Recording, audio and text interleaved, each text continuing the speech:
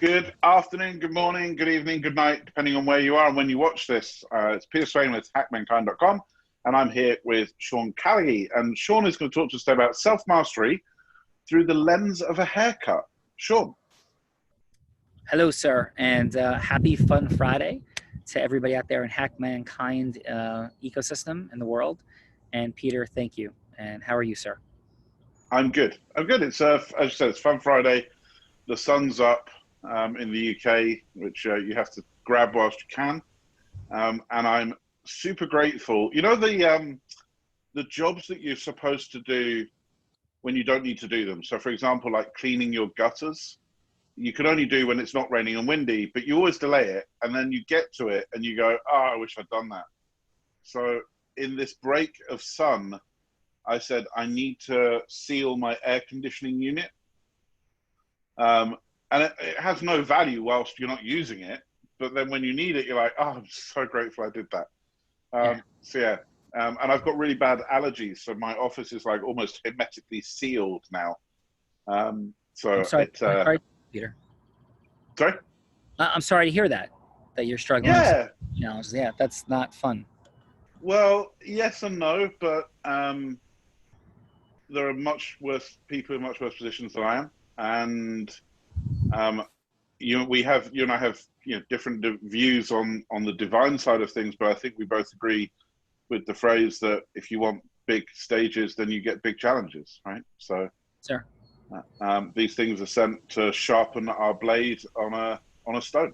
So I'll accept it. If that's what I need to carry, that's what I need to carry. So I'm all right. But your haircut, apart from the fact you look ridiculously cool, and you're on your deck, and we can see the clouds, and I'm insanely jealous. You also got Sean. Yeah. So sunglasses are on because of my hereditary eye condition. Not trying to look cool because I tried to take them off, and the reflection is like super powerful for me, so it hurts affirmatively. So I'm not going for the cool look. But thank you for the comment. I don't know if I'm quite that, but I appreciate that, sir. My kids would definitely argue with you that I'm about as not cool as could possibly be. But thank you for reminding me that perhaps I once was in a past life. So thank you. So my hair, which I wouldn't have taken the hat off a couple of days ago, certainly not perfect. I was in the ocean earlier today. Definitely, would have been living the lifestyle a year ago. Since the launch of Unblinded, it looks a lot different. So it's mostly when I'm down here. I've been working inside intensely, doing a variety of things. But I did have a half an hour window today to go surfing. I started at 6 in the morning, but AM work-wise, but I had that opportunity. So haircuts and self-mastery, yes. And I just have to say it, the wave break today, Peter, was the best so far this year. Oh, I was so thankful. I just had like gratitude in my heart. And what I've been feeling pretty bummed out for a couple weeks for just a multitude of different reasons, like the schedule, saying like, wow, this is intense, and hey, a little thing here, a little thing there. And I got my haircut because Jerry the barber, who's amazing, Peter, and you would want to talk to him for like a year, wisdom, former Marine, just like incredible guy, and just like worldly wisdom, no nonsense, like straight through it, super educated, and like the history of everything, and just like this unique dude who has a one chair barbershop. So I go to a one chair barbershop, which I don't even know if anybody's going to realize what this is out there, but like the old fashioned red, white, and blue kind of spinning barbershop thing outside of a window that might be United States thing, I'm not sure. He literally has that outside of his shop. So one dude, strip mall, one chair barbershop. So went in, it was great to see him. Jerry is his name, he's in his 70s. And so we had a conversation about Corona, the world, everything, right? So super cool. Now, what I didn't realize was, and I have been feeling a lot of stress in a lot of ways and like internalizing. And I had, number one, I had hurt my knee about a week ago, a little bit, just a little tweak when I was running. And so I'd taken, about a week off of running. And what I also realized was even before I was running, there's certain things I do physiologically, Peter, that put me in a peak state. So we often talk to you folks out there, about you being in a peak state, what you do, how you use your body. And I realized that I wasn't doing jumping jacks. I realized that there's kind of like a thing like coming out, like I'm coming out for a fight, right? Or a wrestling match or something, which I was a former wrestler and athlete, like coming out like into the day, like I go into that state and it shifts. There's been, obviously Tony Robbins talks about this a ton. Like this is a major foundational component of his work, but there's also a beautiful TED talk that talks, I forget the woman's name, that discusses like posing in a Wonder Woman position. So I'm hugely aware of the science of releasing chemicals into our body by movement. What I was unaware of, Peter, is that as I thought about it, the foundational reason why I hadn't been moving much was because my hair was so unbelievably long that if I moved, it like fell down across my face. So I had literally stopped getting into the physiological positions that mattered most to me in the world because the schedule was so busy and there were so many speaking engagements that are happening online that I wanted to make sure my hair didn't look like a train wreck. So I wasn't engaging in the self-mastery process. So because of a haircut, and then I was like doing some jumping jacks, I'm like, oh my God, I feel amazing. And I had been lifting, I had been running, right? But I wasn't throughout the like in between moments doing the little microscopic things that I would normally do for self-mastery. And therefore I was feeling this unbelievably odd, massive buildup of stress, which I like never feel. So what is the point? The point is what a fine balancing line are microscopic, like these micro distinctions. I call them 0.16 screw turns, Peter, which is 1, 2, 3. I guess 3 is it? Like 4. 4 standard deviations of 80-20. Like the 20th percentile is 4%. The 4% is 8. The 0.8. And right, so 20, 4%, Yep. 28%, and then 0.16%. And those little distinctions can make a huge difference. And I'm not joking, brother. I felt horrible. I went to get a corona test. My resting pulse rate, which is normally for me between 58 and 65, was 109. Because I just got off a phone call and I was really frustrated. 109. And all of that because my hair was long. So that's about like what's up for me in the world. I believe it. And I do know what you mean. I can't think of a parallel.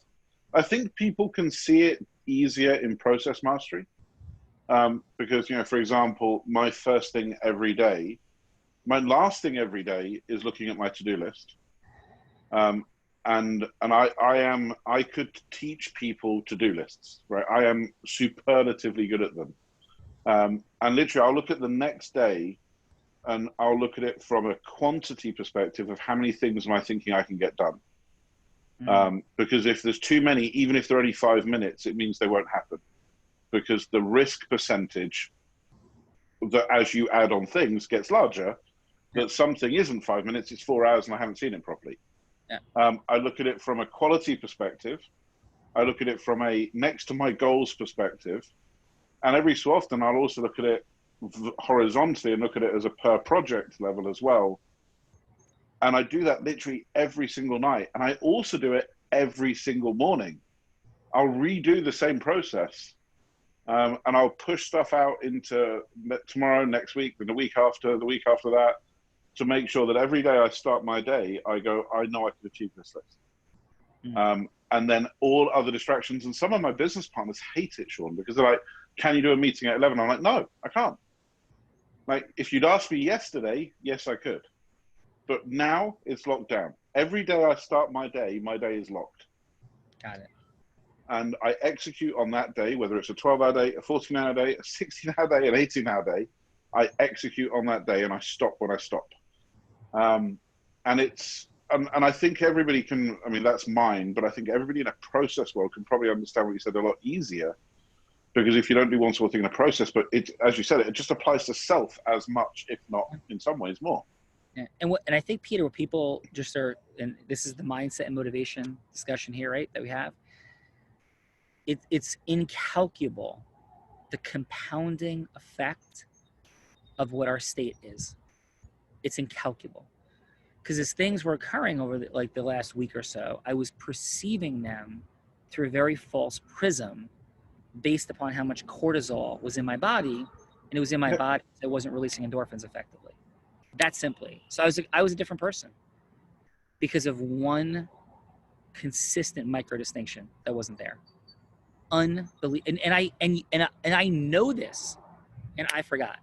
Like I just like oh yeah, like oh I'm not doing jumping, like oh but I stopped doing jumping jacks only because I couldn't because my hair is too long and I had oh that's why I feel this way. How weird, how unbelievable, and the effect that it had on my week. It could have had. So the like here's the question for you, the magic bullet for everybody, right? Is where is that showing up for you in your self mastery, your influence mastery, your process mastery, but really your self mastery? What's off and how are you functioning at what level as you're encountering opportunities, possibilities, challenges, confronts? Like, what is that for you? And so, and I really appreciate you, Peter, for your brilliance and for, who you are in the world. And I know Oh, that that hasn't even begun to be unleashed. I'm very present to that reality, brother. thank you very much. And I would say, if you're seeing more challenges than opportunities, you're probably in the same state that Sean is describing.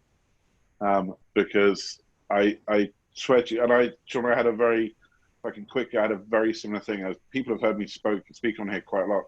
I've been waiting for a government backed loan because of COVID that was supposed to be with me 6 weeks ago, and it finally arrived the other day. And the difference it's made is huge because what happened as soon as it arrived, I started doing the things I know I should have always been doing. So instead of doing the tactical jobs myself, I started giving the tactical jobs to people that were better at them, Right. and allowed myself to step back into my space. And it was the weirdest thing. I was talking to somebody about an Airbnb property, and I said, right, let's get a website up for my own Airbnb, so I don't have to pay Airbnb 20% every time. I can start taking bookings directly. And my mind, it straight away jumped to, hang on a second, if I'm facing this problem, other people are facing this problem. So my next action was to say, don't just do that landing page for me. Make it so that this is a sellable thing we can go and talk to other people about. Because there are tens of thousands of Airbnb properties out there that are all paying this 20% fee that all need this same service.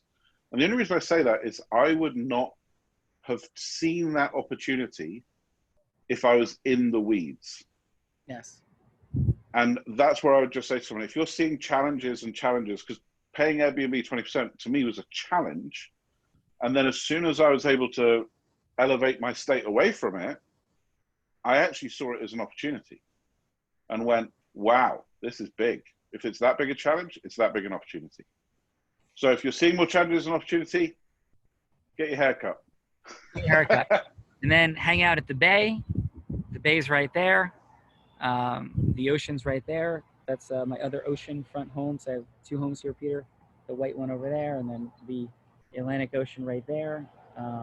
So I am very grateful, and I look forward to having you here, Peter, and for continuing to advance our ball down the court. And at some juncture, having you and some other amazing folks down here in Long Beach Island, as many people have been. And I'm grateful for you. I'm looking forward to it. As soon as the governments tell me I can, I will. Right. Sean, thank you very much. To everybody you've been listening to w.hackmankind.com. We didn't mention this last week. We are going to mention it this week. If you're not on the Unblinded Huddle at 8:30 Eastern every morning, you are missing out. There is very, very, if any, things that are going to my calendar every day, and that is one of them. Thank you. I recommend it strongly. Sean, thank you so much for your time. Have a great weekend. You too. And I will see you again next week. All right. Thanks, brother. Thank you. Cheers. Bye.